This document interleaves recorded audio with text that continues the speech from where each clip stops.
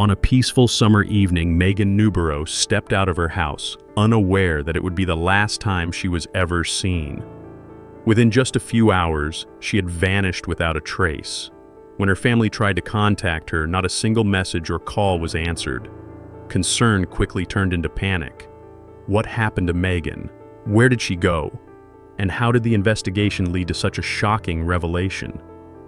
Megan Newborough, 23, was a smart, kind-hearted woman working in the human resources department of a brick manufacturing company in England. She had a loving family, a stable job, and a bright future ahead. On the evening of August 6, 2021, Megan told her mother she would be going out for a while. No makeup, no elaborate preparation, signs that she felt completely comfortable with the person she was about to meet. She stepped out the door, believing it was just another night out, but she never came back. As night fell and Megan had yet to return, her family grew worried. Messages were sent one after another, calls went unanswered. By the next morning, their concern had turned to fear. This was not like Megan. She never disappeared without warning. Their instincts told them that something was terribly wrong. Without hesitation, they called the police, launching a desperate search. But as investigators retraced Megan's last known movements, what they uncovered was far more than just a missing person case. It was a horrifying crime that shook the entire nation. Stay tuned for more details on this case, and if you enjoy true crime stories, don't forget to subscribe so you never miss a new case.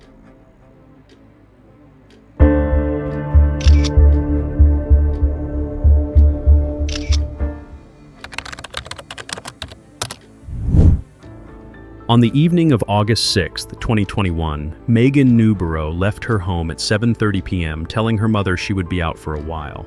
She wore little makeup, an indication that she felt at ease with the person she was meeting. Her family believed she would return soon, as she always did, but as the night wore on, Megan still hadn't come home.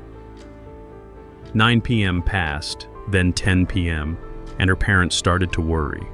Maybe she was busy, maybe her phone had died. But as 11 p.m. came and went, their concern grew. They sent messages and made repeated calls, only to hear endless ringing with no answer. Megan would never disappear without warning. She was responsible, always in touch with her family. Her silence was deeply unsettling. As midnight passed, tension filled the house. Her parents tried to think of logical explanations. A long conversation, a minor accident, but none of them made sense. If Megan was simply running late, why wasn't she answering? If her phone had died, why hadn't she reached out in another way? A dreadful sense of fear crept in, and an overwhelming feeling of unease took hold. By sunrise, hope that Megan would contact them had begun to fade. Her family had spent the night anxiously waiting for a call, a message, anything. But all they were met with was an eerie silence. At that moment, they knew something was terribly wrong. Without hesitation, Megan's parents called the police. The moment authorities received the report, they recognized that this was no ordinary missing persons case. A young woman with a stable job, no history of running away, vanishing without a trace. This was a situation of grave concern. They immediately launched a search, retracing Megan's last known movements. But what they were about to uncover was far more than just a disappearance. It was the beginning of a horrifying crime. As soon as Megan Newborough was reported missing, police launched an immediate investigation. This was no ordinary disappearance. Megan had a stable life, no history of running away, and she was always in close contact with her family. The fact that she had suddenly vanished without a trace was deeply alarming. The first step for investigators was to track Megan's phone and car. They reviewed traffic cameras near her home and discovered that her white Citroën C3 had been spotted on the road at 9:50 p.m. that night.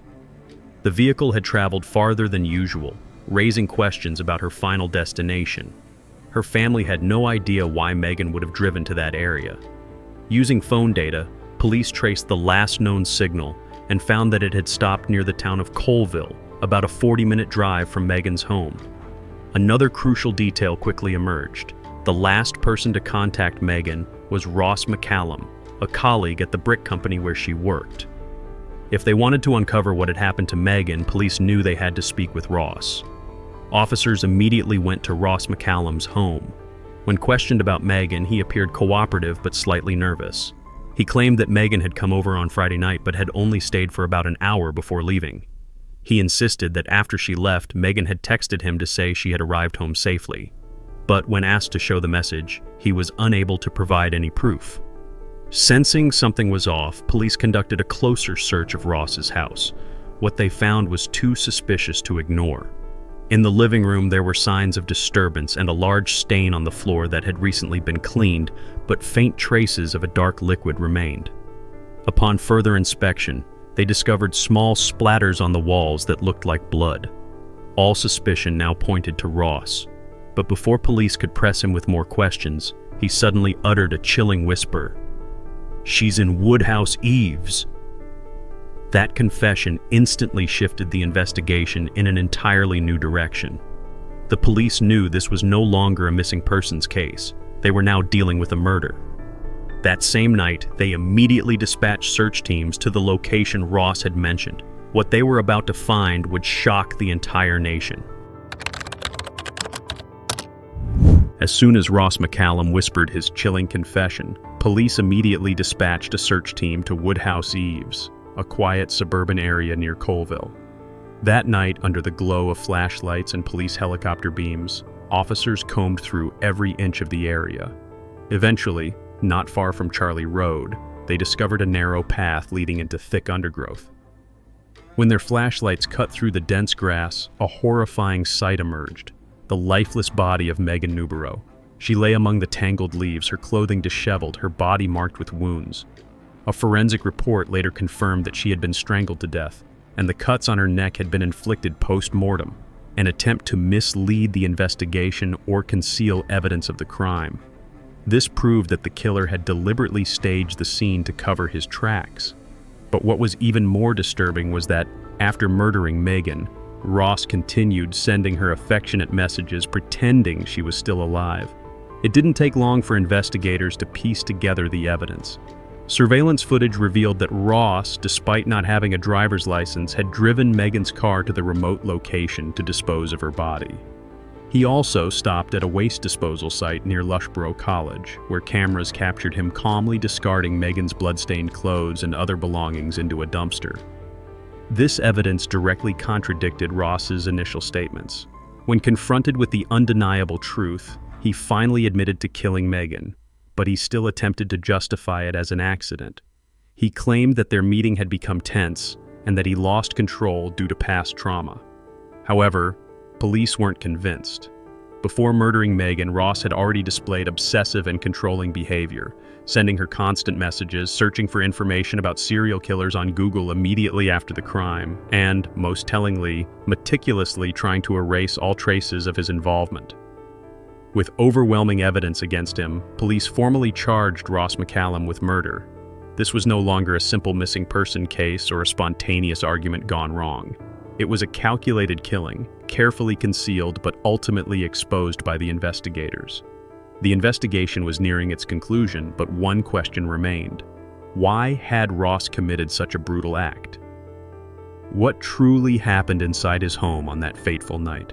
And would the upcoming trial finally bring justice for Megan and her family?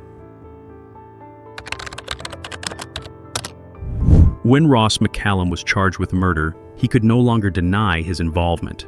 However, instead of admitting his guilt, he presented a controversial defense. He claimed that he never intended to kill Megan, but had simply lost control due to past trauma. According to Ross, when Megan visited him that night, she made affectionate gestures that triggered a panic attack. He insisted that he had suffered a painful childhood, had been abused, and that Megan's death was an unconscious reaction to his unresolved trauma. But the police did not believe his defense. They had overwhelming evidence showing that this was not a spontaneous act, but a deliberate and calculated murder. In the weeks leading up to the crime, Ross had repeatedly messaged Megan, using increasingly controlling and possessive language. He had also searched for information about serial killers, particularly Levi Belfield, one of Britain's most notorious murderers. Immediately after killing Megan, Ross did not call for an ambulance or seek help. Instead, he spent time cleaning up the crime scene, destroying evidence, and sending fake concerned messages to her phone. CCTV footage showed him driving Megan's car to a remote location before discarding her phone, clothes, and other personal belongings to cover his tracks. A person acting out of panic would not have methodically executed such a series of calculated actions. Psychologists were called in to assess Ross McCallum. While he displayed some signs of psychological trauma, there was no evidence that he had completely lost control that night. On the contrary, every one of his actions demonstrated awareness and a clear intent to conceal his crime. Prosecutors argued that this was not a sudden trauma-induced outburst, but a murder fueled by rage, possessiveness, and an inability to handle rejection. The strongest evidence against Ross was his text message history with Megan. In the weeks before the murder, he had frequently messaged her early in the morning and late at night, trying to control her time and life. When she didn't respond immediately, he would send multiple messages within minutes, as if desperate for her attention. This showed that Ross didn't just have feelings for Megan. He saw her as something he owned. And when he felt he was losing control, his frustration turned into deadly violence. Ultimately, Ross's defense failed to convince the jury. But before the final verdict was delivered, Megan's family had to endure a painful trial, forced to relive every horrific detail of what had happened to their daughter on that fateful night. Whether justice would be served depended on the court's decision, but for Megan's family, the pain would never fade. In October 2022, the trial of Ross McCallum officially began at Leicester Crown Court. Before the jury, prosecutors argued that this was not a crime committed in a moment of lost control, but a deliberate act of violence. They presented evidence showing that Ross had carefully attempted to cover up his crime, cleaning the crime scene, destroying evidence, and even sending concerned messages after Megan's death to feign worry. This proved that he was fully aware of his actions. Megan's family sat in the courtroom, forced to listen to every heartbreaking detail of what had happened to their daughter. They heard about how Megan had been strangled, how the cuts on her neck had been inflicted after her death, how Ross had coldly driven her body to a remote location to dispose of it. Surveillance footage, phone records, and forensic testimony all painted a clear picture of the brutality he had inflicted. Ross continued to insist that he had suffered psychological trauma and that the incident was an accident. But the jury was not convinced. It took them only 90 minutes to deliberate before reaching a verdict. Ross McCallum was guilty of murder. As the sentence was read aloud, Megan's family wept. Justice had finally been served. The judge sentenced Ross to life in prison, with a minimum of 23 years before he would be eligible for parole. In their final statement to the court, Megan's family expressed a grief that no punishment could ever erase. "We are the ones serving a life sentence. No prison term will ever bring Megan back." Though Ross had been convicted, the loss of Megan remained an unbearable void. But her family hoped that her story would serve as a warning to others, that violence in relationships can have devastating consequences, and that no one should place their trust in the wrong person. Justice had been served, but the scars left by this case would never fade. Instead of drowning in grief, they chose to turn their pain into meaningful action. To honor Megan, her family and friends organized a fundraising run, completing the marathon she had dreamed of. The funds raised were donated to the White Ribbon organization, dedicated to raising awareness and combating violence against women. They also established the Megan Newborough Foundation, which supports individuals affected by domestic violence and aids organizations that protect women. This was their way of keeping Megan's memory alive, turning loss into hope for others. Megan's death serves as a reminder of the dangers that can exist in relationships. She placed her trust in the wrong person, believing she could help someone in need, only to become a victim herself. This case reminds us that not everyone is trustworthy, and sometimes warning signs are easy to overlook.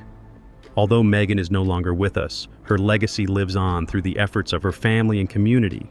They hope that in the wake of this tragedy, more people will stay vigilant, speak out, and protect themselves from potential dangers, so that no one else has to suffer the same fate.